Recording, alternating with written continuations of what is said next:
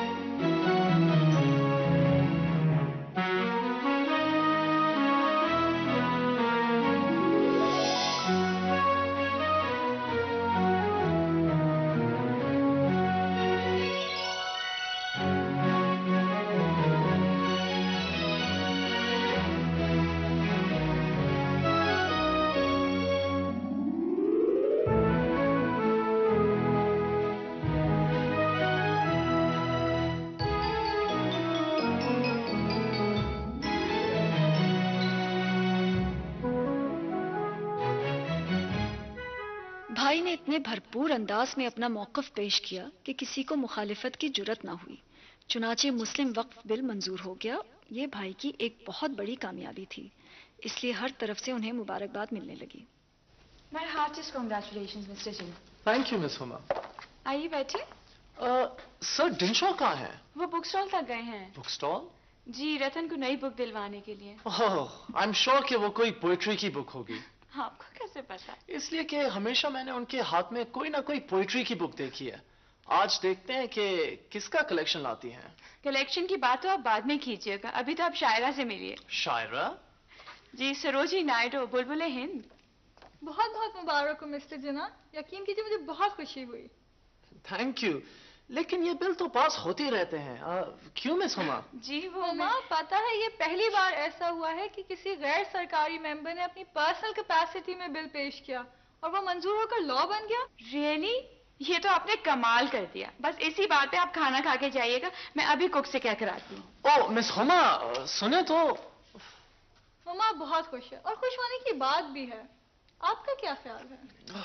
छोड़िए, आप बताइए आपकी पोएट्री का क्या हाल है?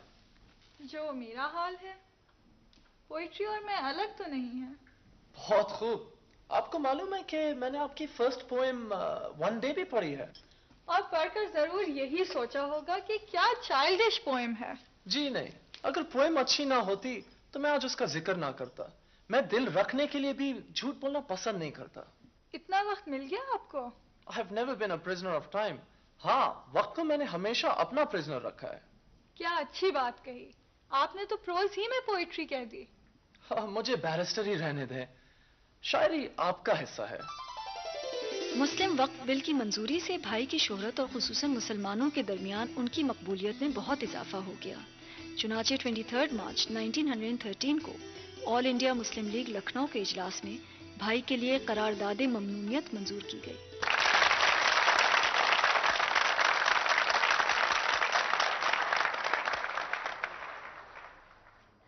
मुसलमानों की तारीख इस बात की शाहिद है कि जब भी उनकी रिवायात को पामाल करने की कोशिश की गई, उन पर जुल्म किया गया, तो हर फिरौन के लिए मूसा और हर नमरूद के लिए इब्राहिम ने सर पे कफन बांधा। आज भी गुलामान मुस्तफा सल्लल्लाहु अलैहि वसल्लम में ऐसे लोग मौजूद हैं जो उन्हीं के नक्शे कदम पर चलकर हर जुल्म ज्यादती का मुकाबला कर रहे हैं। मुस्लिम वक्फ का मसला भी मुसलमानों के साथ जुल्म था, ज्यादती थी, लेकिन अल्लाह का शुक्र है कि वो हल हुआ।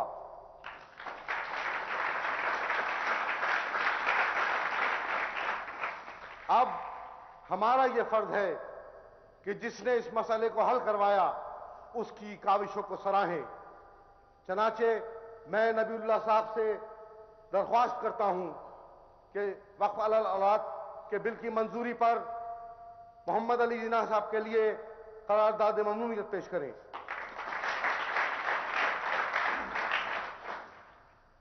मैं करारदाद ममनूनियत पेश करता हूं।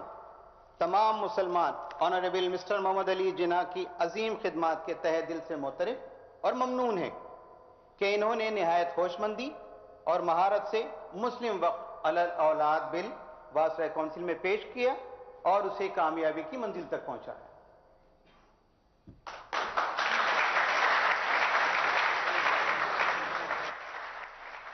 ये इंतहाई खुशी की बात है कि हम मिस्टर जिन्ना की मौजूदगी में इनकी अजीम खिदमात का एतराफ़ कर रहे हैं। मिस्टर जिन्ना ने बहुत जुर्रत, बेबाकी और जहानत से वासराय कौंसिल में मुसलमानों का मौक़िफ़ न सिर्फ पेश किया बल्कि उसमें कामयाबी भी हासिल की। आप सबको यह करारदाद मंजूर है? मंजूर है? मंजूर है?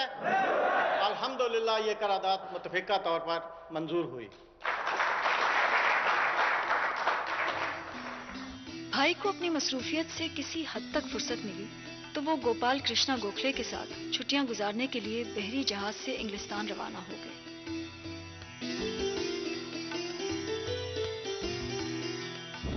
मुस्लिम वक्फ बिल पास कराकर आपने बहुत बड़ा कारनामा अंजाम दिया। मैं तो समझता हूँ कि किसी को भी उसके रिलीजन पर जिंदगी गुजारने से रोकना ह्यूमन राइट का वायलेशन होता है।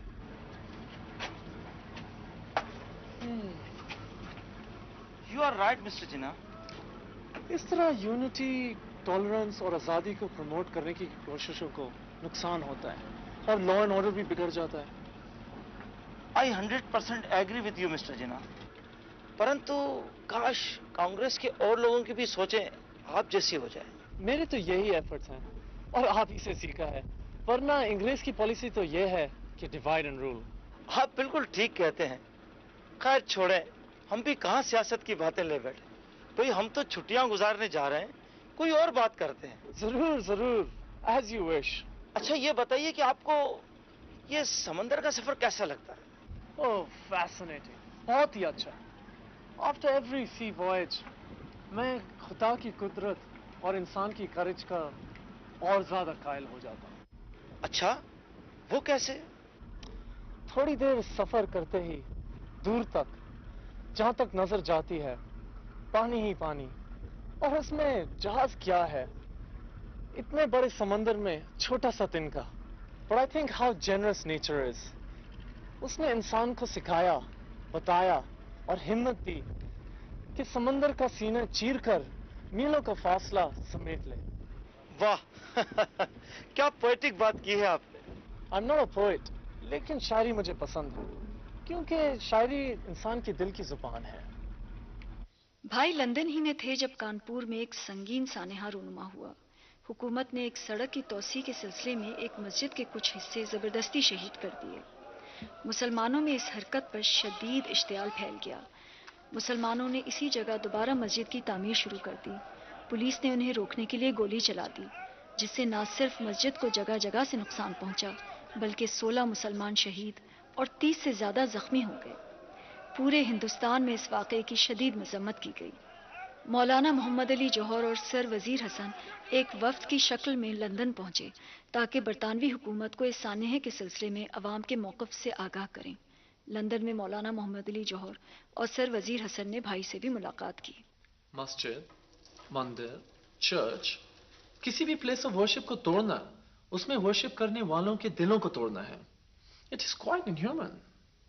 जी हाँ, इन हालात में मुस्लिम लीग को बिलुमूम और हिंदुस्तान के मुसलमानों को बिलखुसूस आपकी सख्त जरूरत है। हम चाहते हैं कि आप मुस्लिम लीग के बाकायदा मेंबर बन जाएं। मुझे ऑल इंडिया मुस्लिम लीग का मेंबर बनने पर कोई इतराज नहीं है, लेकिन जी फरमाइए। मैं हिंदुस्तान की आजादी के लिए हिंदू मुस्लिम यूनिटी की जो कोशिश कर रहा हूं, मुस्लिम लीग मुझे उससे नहीं रोकेगा। हिंदुस्तान की आजादी तो मुस्लिम लीग का मंशूर भी है, तो फिर बिस्मिल्लाह।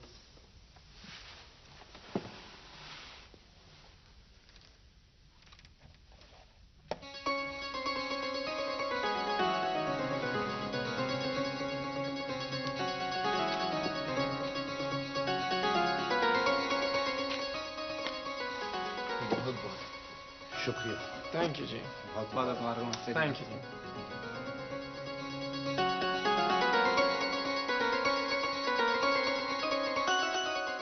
10 अक्टूबर 1913 को भाई मुस्लिम लीग के बाकायदा रुकन बन गए।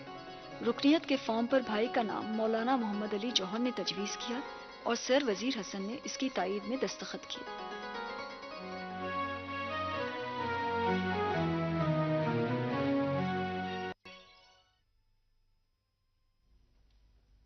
जुलेखा, जिना साहब ने मुस्लिम लीग ज्वाइन कर ली।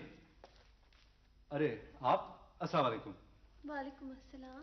वो जुलेखा, मेरा मतलब है आंटी कहाँ है? जुलेखा भी यही है और आंटी भी।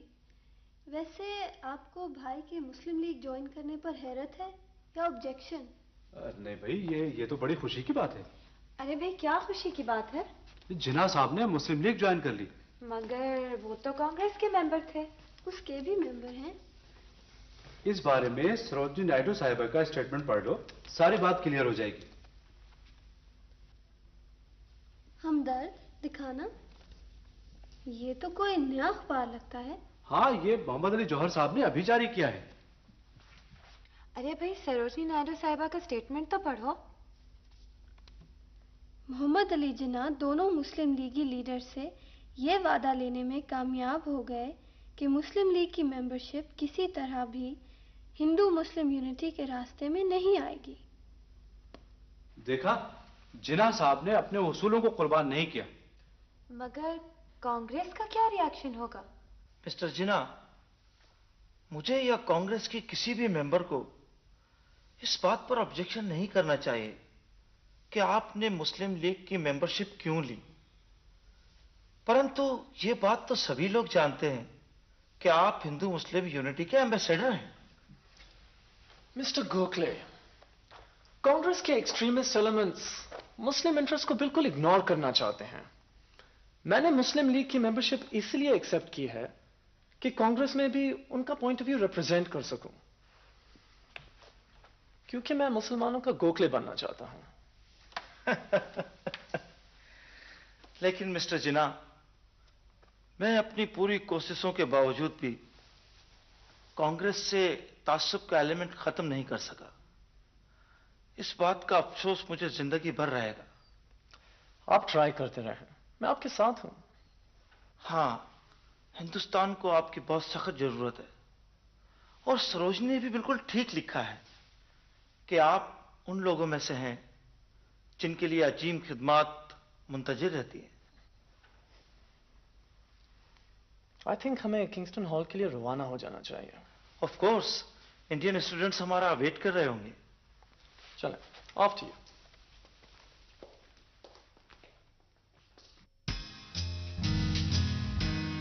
इंग्लैंड में आला मगरबी तालीम हासिल करने वाले हिंदुस्तानी तलबा को अपनी तालीम के साथ साथ हिंदुस्तान की सियासी सूरत हाल से भी बड़ी दिलचस्पी थी। भाई ने उन्हें तालीम और सियासत के हवाले से कई रहनुमा उसूल बताए। आप अपनी स्टडीज सीरियसली करें और मुल्क कौम की खिदमत की स्पिरिट लेकर वतन लौटें। स्टूडेंट्स के लिए सबसे ज्यादा इंपॉर्टेंट चीज तालीम है और उसके बाद पॉलिटिक्स। इमेच्योर नौजवानों को पॉलिटिक्स से दूर रहना चाहिए, और जो इंटेलिजेंट और एजुकेटेड नौजवान पॉलिटिक्स में आए, उन्हें एक्सट्रीमिज्म से अलग रहना चाहिए।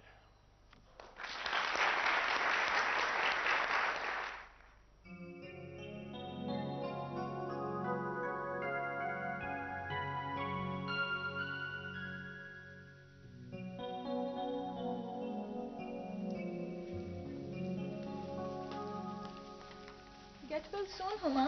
Thank you sir. ये जिन्ना साहब दिए। जिन्ना साहब क्या लंदन से आ गए? वो आ गए और तुम लंदन जा रही हो? नहीं, मैं ऐसे भी बीमार नहीं, ठीक हो जाऊंगी।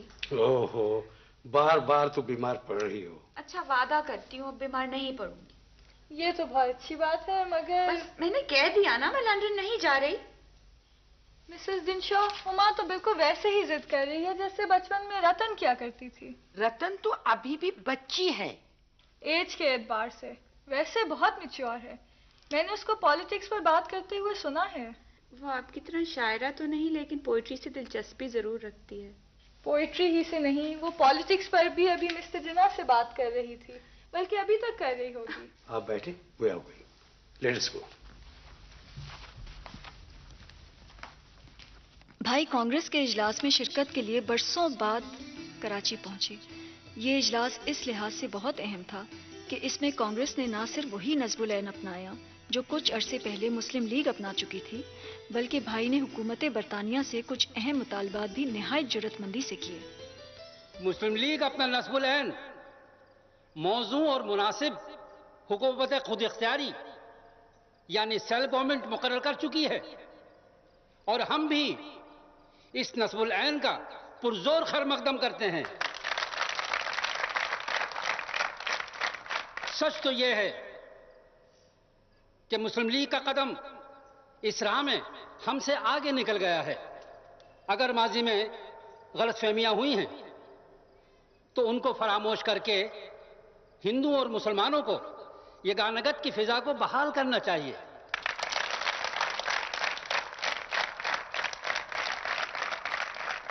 और यह नज़्मुल ऐन मुस्लिम लीग के इजलास में चूंकि मिस्टर जिन्ना ने पेश किया था, इसलिए हम उनको मुबारकबाद देते हैं। धन्य हो, धन्य हो।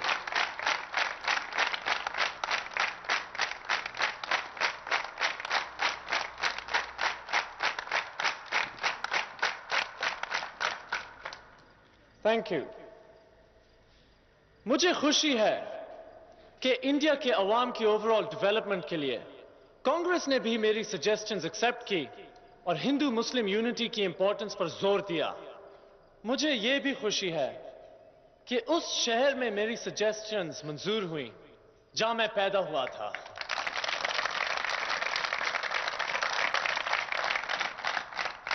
लेकिन मैं बहुत दुख के साथ एक और इंपॉर्टेंट टॉपिक पर कुछ कहना चाहता हूं। I shan't take much time, बस ब्रिटिश गवर्नमेंट से मुतालबा करना चाहता हूं कि नंबर 1, इंडिया के काउंसिल के मेंबर्स आधे इलेक्ट किए जाएं।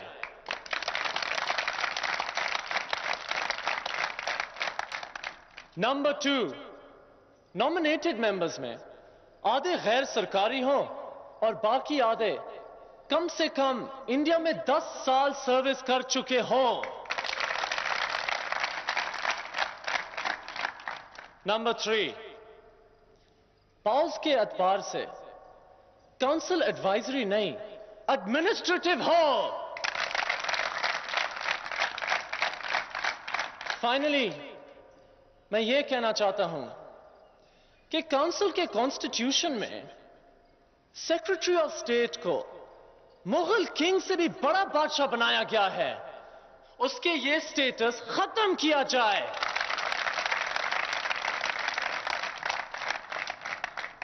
और उसकी सैलरी का बोझ इंडिया ट्रेजरी पर नहीं, लेकिन ब्रिटिश गवर्नमेंट पर होना चाहिए।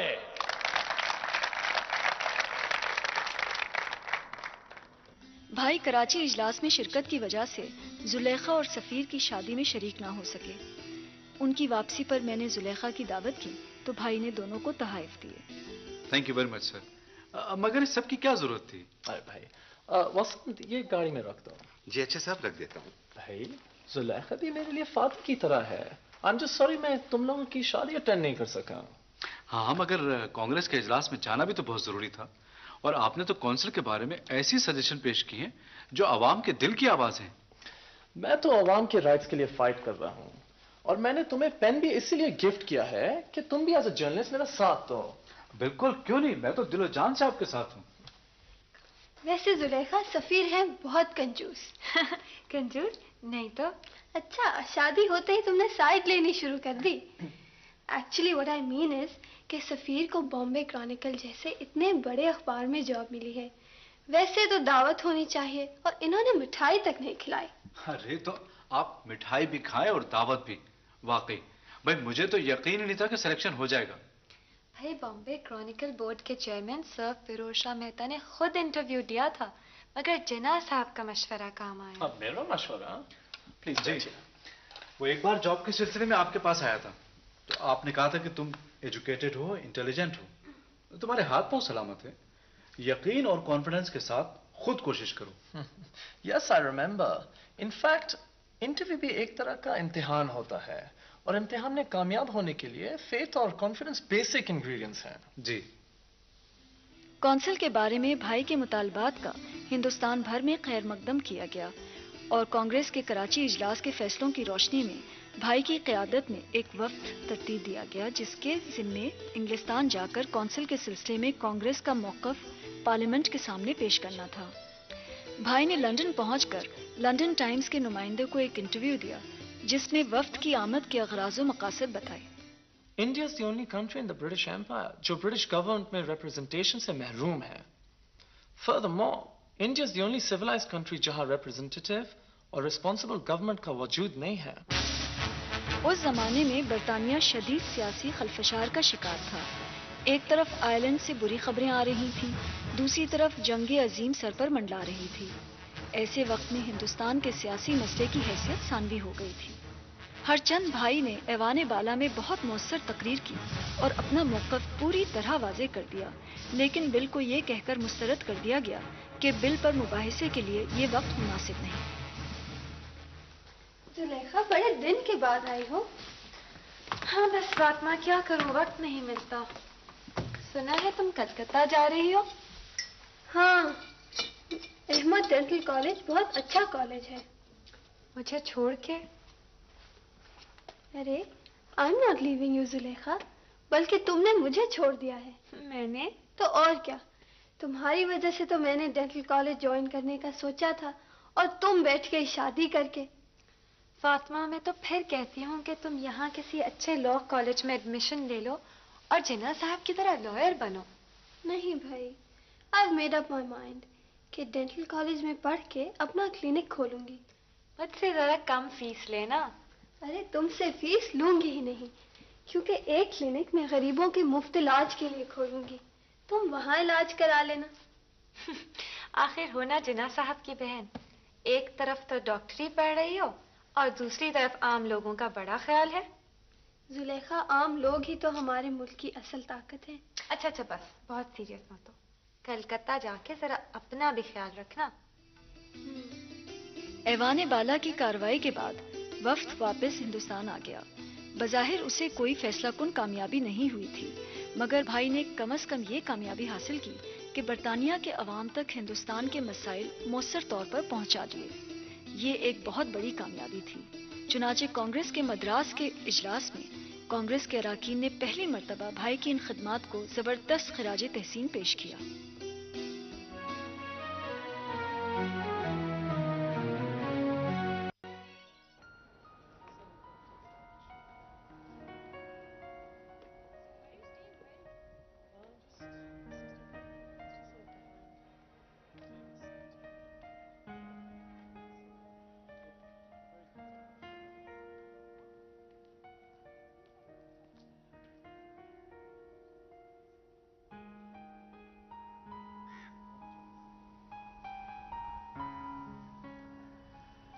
अच्छा, पॉलिटिक्स की बातें छोड़ें, आप बताइए आपकी तबीयत कैसी है?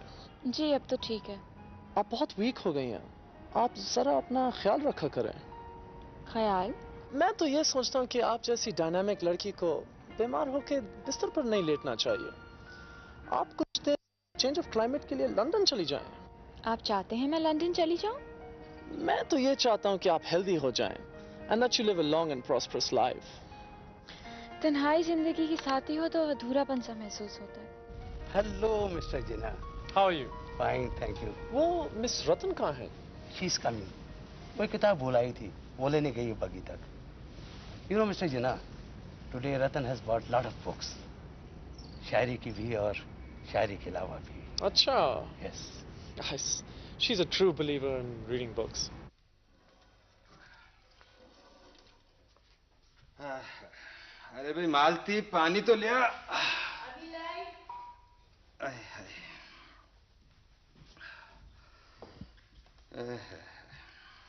साहब तो समय पे खाना खा लेते हैं, इतनी देर कैसे हो गई? खैर तो है? नहीं, वो साहब ने खाना तो समय पे खा लिया था मालती, कुछ मेहमान आ गए थे ना, इसलिए देर हो गई। खाना निकाल दूं? हाँ, खाना तो खाना ही निकाल दे। वो रूपा कैसी है?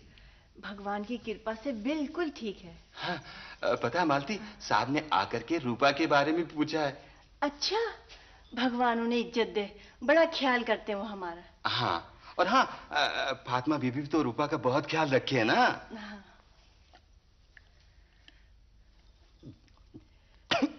क्या बात है, कुछ परेशान परेशान से लग रहे हो। क्या बताऊं मालती, कुछ समझ में नहीं आ रहा है। क्यों, क्या हुआ? खैर तो है? साहब और उनके दोस्त बात कर रहे थे कि दुनिया में लड़ाई शुरू होने वाली है। हे भगवान, तो क्या हिंदुस्तान में भी लड़ाई होगी? क्या खबर मालती, साहब कह रहे थे बड़ी तबाही मचेगी।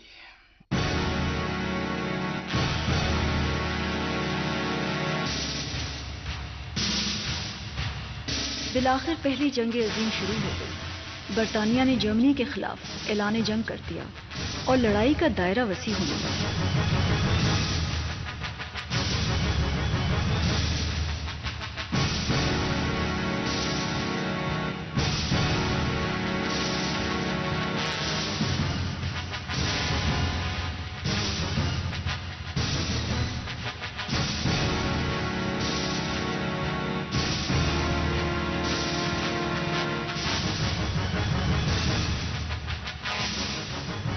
उधर तुर्की ने पहली जंग अजीम के बाद जर्मनी की हिमायत कर दी, जिसकी बिना पर मुसलमानाने हिंद की हैसियत बरतानवी हुक्मरानों की नजर में और मशकूक हो गई। उधर गांधी जी पहली जंग अजीम के जमाने में बरतानिया के जबरदस्त हामी थे। वो जनूबी अफ्रीका से रवाना हुए तो हिंदुस्तान आने से पहले इंग्लिस्तान गए और वहां उन्होंने बरतानिया की तरफ से लड़ने के लिए हिंदुस्तानियों की फौजी भर्ती में भी नुमायां हिस्सा लिया। उनकी खिदमात के सिले में हुकूमत बरतानिया ने उन्हें कैसरे हिंद के तमगे से नवाजा।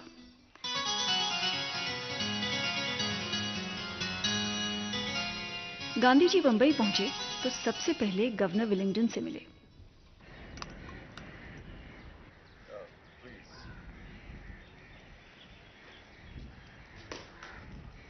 Welcome, Mr. Gandhi. Welcome to India. Thank you, Mr. Governor. आपकी जो पॉलिटिकल स्ट्रगल साउथ अफ्रीका में थी, उसकी न्यूज़ हमको यहाँ पहुँचती रहती थी। हाँ, मुझे मालूम है। साउथ अफ्रीका में इंडियन के मसाइल पर यहाँ भी बात हुई है। हाँ, वाइस रॉय काउंसिल में मिस्टर जिना ने ये बात की थी, मगर जरा ज्यादा सख्ती से की थी। अच्छा? हाँ, मिस्टर जिना जरा जरूरत से ज्यादा ही सख्त हैं। हमारे लिए प्रॉब्लम्स क्रिएट करते रहते हैं। Problems? I mean political problems. वैसे वर्ल्ड वॉर में जो आपने हमारा साथ दिया है इंडियंस की रिक्रूटमेंट में, हम बहुत अप्रिशिएट करते हैं। एंड आई एम ग्लैड कि ब्रिटिश ऑनर्स लिस्ट में आपको कैसर हिंद मेडल मिला है। आई congratulate you mister Gandhi. Thank you. बात यह है, ब्रिटिश गवर्नमेंट ने हमें दुश्मनों से बचाने के लिए पूरी कोशिश की है। हमें भी ब्रिटिश गवर्नमेंट की मदद करनी चाहिए, चाहे इसके लिए हमें अपने खून का आखिरी कतरा क्यों ना बहाना पड़े। I am really glad and now I am hopeful कि आपके आने से हमारी प्रॉब्लम्स कुछ कम हो जाएंगी। उम्मीद पे दुनिया कायम है। मुझे इजाज़त दीजिए।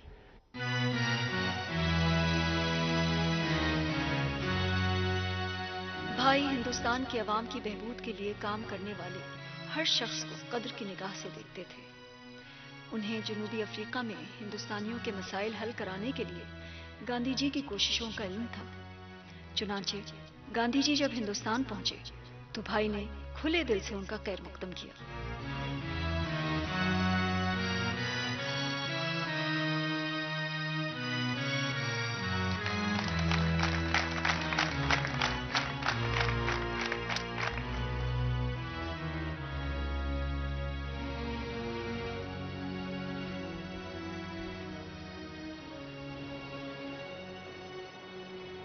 ये रिसेप्शन मिस्टर गांधी के ऑनर में है और मुझे बहुत खुशी है कि इसे मिस्टर मोहम्मद अली जिन्ना प्रिसाइड कर रहे हैं। मिस्टर जिन्ना ने हिंदुस्तानियों के प्रॉब्लम्स ब्रिटिश गवर्नमेंट तक पहुंचाने में एक बहुत इम्पोर्टेंट रोल अदा किया है। आज के इस रिसेप्शन में इंडिया के बहुत रिस्पेक्टेबल मौजूद हैं, लेकिन मैं मिस्टर गांधी के साथ साथ मिसेस एनी बसंत को भी इंडिया के पॉलिटिकल प्लेटफॉर्म पे वेलकम करती हूँ। मिसेस एनी बसंत।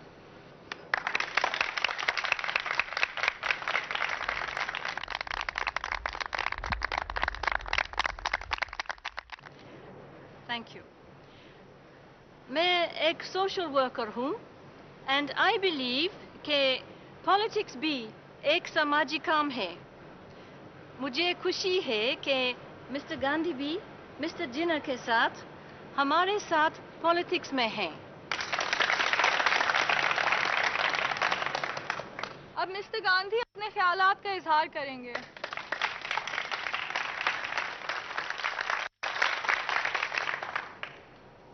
मुझे हिंदुस्तान आकर और आप सब लोगों से मिलकर बेहद खुशी हुई है। मिसेस एनी बेसेंट जैसे लोगों की हिंदुस्तान की सियासत में बहुत ज़रूरत है। मुझे इस बात की भी खुशी है कि आज के इस्तकबालिये की सदारत मिस्टर जिन्ना कर रहे हैं। जनूबी अफ्रीका में हिंदुस्तानियों के साथ ख़राब सलूक पर इन्होंने वायसराय से जिस जुर्रत और बेबाकी से गुफ्तगू की है वो मेरे इल्म में है। मैं उसको कदर की निगाह से देखता हूँ। आज का इस्तकबालिया मुनक्किद कराने पे आप सब लोगों का बहुत बहुत शुक्रिया।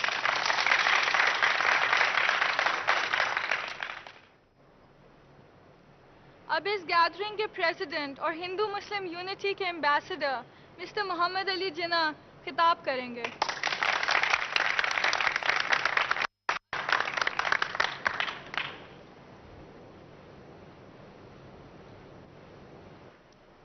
थैंक यू मिस्टर रोजनी। मैं तो एक सिपाही हूं, हिंदुस्तान की आजादी के लिए लड़ने वाला सिपाही। माई fight is with the British government, लेकिन मेरी ये जंग कानूनी और आईनी है। मिस्टर गांधी ने भी हिंदुस्तानियों की राइट्स के लिए बहुत कोशिश की है। आई बिलीव वो हमारे साथ हिंदुस्तान की आजादी के लिए भी बहुत एक्स्ट्रा कोशिश करेंगे। मैं आपको वेलकम करता हूं।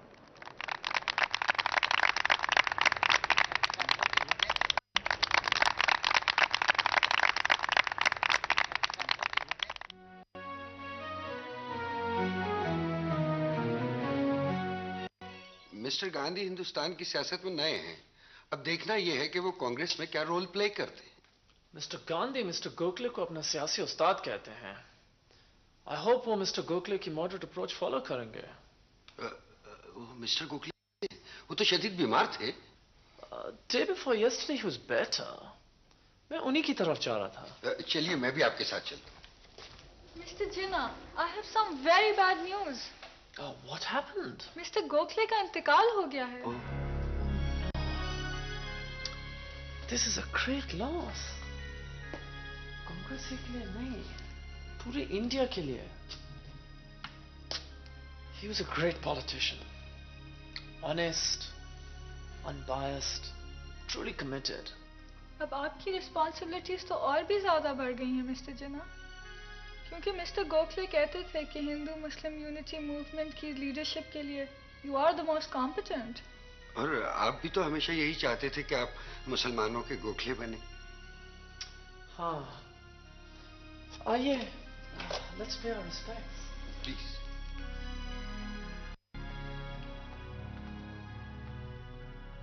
गोखले की वफात भाई के लिए एक बहुत बड़ा अलमिया थी, क्योंकि एक तवील अरसे उनसे करीबी रफाकत रही। दोनों साफ सुथरी सियासत के कायल थे। गोखले को भाई की उसूल पसंदी और भाई को गोखले की रवादारी बहुत पसंद थी। यही वजह है कि गोखले का दुख जरा कम हुआ तो भाई ने इस ख्याल के पेश नज़र कि हिंदुस्तान की आज़ादी के लिए कांग्रेस और मुस्लिम लीग दोनों को एक दूसरे के शाना बशाना काम करना चाहिए, ये तजवीज़ पेश की कि कांग्रेस और मुस्लिम लीग के इजलास एक ही वक्त और यकसां तारीखों में एक ही मकाम पर हों। भाई की इस तजवीज़ को मानते हुए मुस्लिम लीग ने अपना 8वां इजलास बंबई में मुनक्किद किया। बरतानवी हुकूमत नहीं चाहती थी कि कांग्रेस और मुस्लिम लीग में हमाहंगी पैदा हो और दोनों इजलास एक मकाम पर हों। चुनाचे पुलिस ऑफिसर एडवर्ड ने बड़े मुनज़्ज़म तरीके से गुंडों के जरिए जलसे में गड़बड़ करा दी।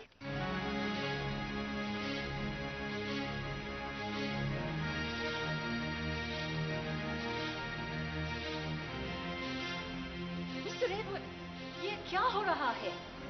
What's going on? I don't know. You don't know? लेकिन ये तो मालूम है कि कितना डिस्टर्बेंस है। Please stop it. Sorry madam, मैं कुछ नहीं कर सकता। What? You are a policeman और आप कुछ नहीं कर सकते हैं? Stop it. Please do something. मैं कुछ नहीं कर सकता। मिस्टर जिना, पुलिस कमिश्नर का ऑर्डर है कि इस हॉल को खाली किया जाए और इस जलसे को फौरन खत्म किया जाए। ऑफिसर, ये जलसा होगा। Okay, as you wish. I don't have any objection in this regard, लेकिन हो सकता है कि आपको नुकसान पहुंचे। आप इसकी फिक्र ना करें। मिस्टर जिना, मैंने ताजमहल हॉल बुक करा लिया है। ये जलसा आज जरूर होगा। आप सब लोग ताजमहल हॉल पहुंचिए। Please please please.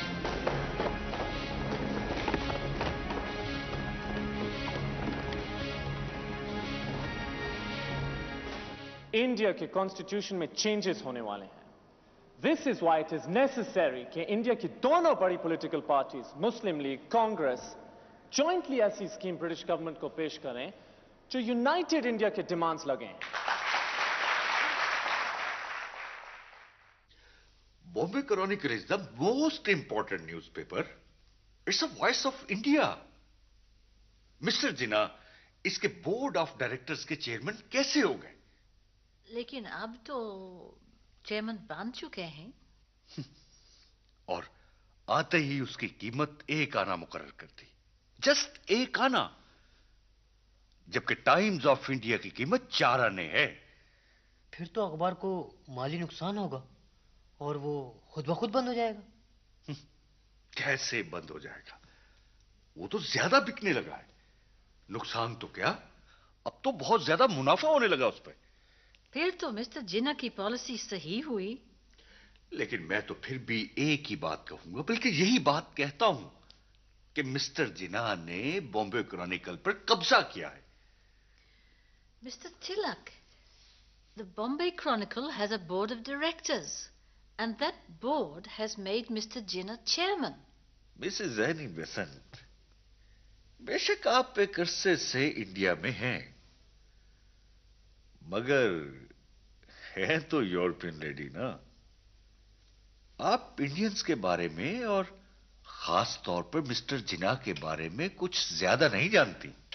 No mister तिलक, मैं जानती हूं, इतना ही जानती हूं जितना आपको या मिस्टर गांधी को जानती हूं। मैं तो अभी हिंदुस्तान की सियासत में नौवारिद हूं। शायद आप मेरी बात नहीं समझी। मैं ये कहना चाहता हूं कि मिस्टर जिना सिर्फ और सिर्फ मुसलमानों के मुफादात की बात कर रहे हैं। ऐसे शख्स को इतने अहम अखबार का चेयरमैन नहीं होना चाहिए था। मिस्टर गोखले जिंदा होते तो शायद वो इस अखबार के चेयरमैन होते। Yes, Mr. Gokhale was a moderate politician और मिस्टर जिना भी उन्हीं की तरह बहुत मॉडरेट हैं और बहुत मुनासिब हैं। अरे क्या खाक मुनासिब है? खाक? अभी मुस्लिम लीग के जलसे में मुसलमानों ने उनके खिलाफ हंगामा कर दिया। मिस्टर तिलक, आप अपनी बात कॉन्ट्रडिक्ट कर रहे हैं। वो कैसे? You just said Mr. Jinnah मुसलमानों का इंटरेस्ट के लिए काम कर रहे हैं। And now you are saying मुसलमानों ने ही उनके खिलाफ हंगामा किया। मगर ये तो सच है कि मिस्टर जिन्ना के खिलाफ हंगामा हुआ। हंगामा हुआ नहीं मिस्टर गांधी, हंगामा कराया गया। वो कुछ गुंडे थे जो जलसा खराब करना चाहते थे। जलसा खराब करना चाहते थे, मगर वहां तो पुलिस मौजूद थी, फिर ये गुंडे कहां से आ गए?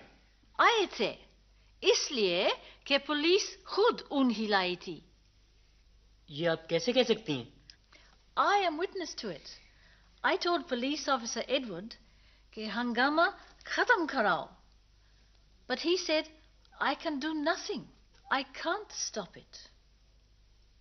हालांकि उसके पास 6 European police officers, 3 deputy commissioners, the chief presidency magistrate और police force भी मौजूद थी। नहीं, बात असल में ये है कि लोग अब सियासत को समझने लगे हैं। No, Mr. Tilak, I don't agree with you. India की यही तो ट्रेजेडी है कि कॉमन मैन को पॉलिटिकल अवेयरनेस नहीं है। I think the most important thing is कि कॉमन मैन की पॉलिटिकल ट्रेनिंग की जाए। मगर ये तरबियत करेगा कौन? This is our responsibility. This is my responsibility. This is your responsibility. This is Mr. Jinnah's responsibility. This is everyone's responsibility. Mr. Tilak, I am going to form a political party whose objective is the political awareness of the common man. बनाए, जरूर बनाए, मगर हिंदुओं के मुफादात का जरा ख्याल रखिएगा। Mr. Gandhi, what do you say? ये तो सही है कि हिंदू अक्सरियत में हैं। But this is not fair. कि सिर्फ हिंदुओं के इंटरेस्ट की बात की जाए। अगर आपने मुसलमानों के भी मुफाद की बात की तो शायद हिंदू आपसे नाराज हो जाएंगे। But like Mr. Jinnah, I have no sectarian feelings. I am a social worker और मेरी पार्टी सारे इंडियंस के इंटरेस्ट की बात करेगी। ठीक है, फिर आप कोशिश कर लीजिए। चलता हूं, आगे दीजिए। सर डिनशॉ पेटिट की अकलौती बेटी रतन न सिर्फ हसीन बल्कि बेहद ज़हीन भी थी। उसे कमसिनी से ही फूलों और खुशबुओं से गहरा लगाव था। रतन को किताबें पढ़ने का शौक भी बचपन ही से था, जो अब जुनून की हद को छूने लगा था। वो खुद तो अदीब या शायर नहीं थी, लेकिन उसे अदब और खुसूसन शायरी से गहरी दिलचस्पी थी और वो उसका बहुत सुथरा ज़ौक़ रखती थी। वो जब भी अपने किसी पसंदीदा शायर का कलाम पढ़ती तो दुनिया और माफिया से बेखबर होकर उसमें डूब जाती।